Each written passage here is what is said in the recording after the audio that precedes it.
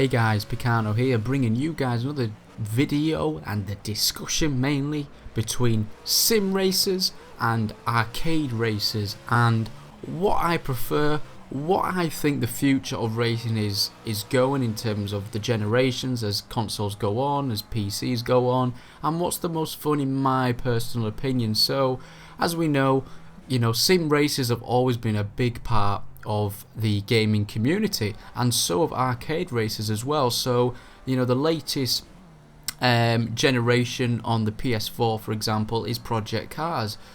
Project Cars, Drive Club are all dedicated sim racers. They're trying to be as realistic as possible. More so Project Cars, very, very serious in terms of changing the, things like the tyre pressure, suspension setup, conditions, for the temperature and things like that, and it just involves you as a professional driver. If you're wanting for that in a game, then a sim racer is going to be really, really fun for you. Obviously you get to race and choose real life tracks and real life cars around the world, and that's great.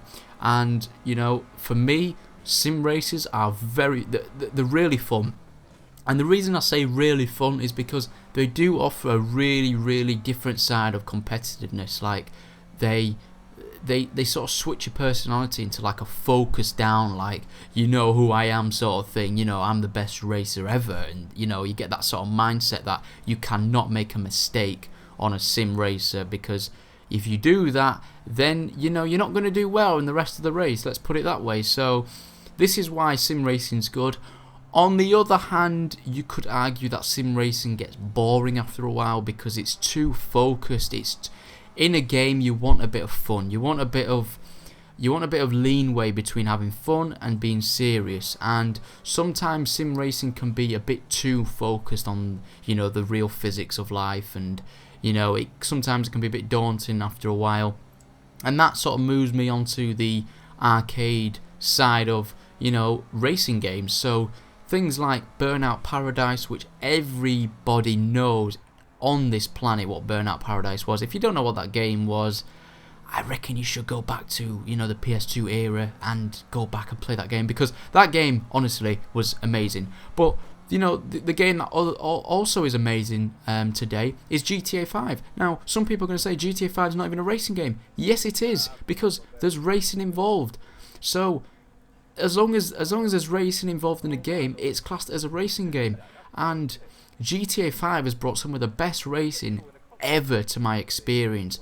The closest races, the best overtakes, the best competitiveness. I've met proper friends through this game. I've met so many decent players on this game that are also good on sim races. So it just goes to show that there is a skill level and there is a skill gap in this game. And what makes GTA 5 racing so good, and what makes other arcade racing games so good, such as like Need for Speed, Burnout, some of the driver games, recent driver games, is they're about fun. They're about being a racer, but also having a bit of laid back casual style. The physics are not always on point, but that's what makes it good, and that's what makes it guesswork in your mind. Like, you don't know when a 9F's going to oversteer on a track. You can predict it, but you don't know 100%. Whereas in a sim racing game, you can sort of predict if if a car's going to understeer. If you've chosen a car, it's going to understeer at that given point, at that given moment on the track if you push too hard.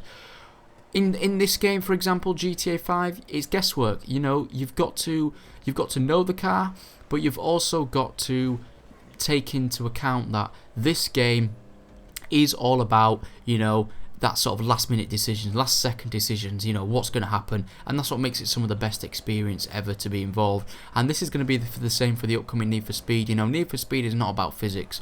They're going to give that side of, you can tune your car to have more traction and things like that, but it's still going to be an arcade game. And that's what many people love about the Need for Speed series, is because it's so dedicated in its customization. It's taken away some of the real physics, but and giving some free play, some not so real life physics that allow people to have fun but still be competitive in a way. And that's great about it. That's what really involves people into playing those games.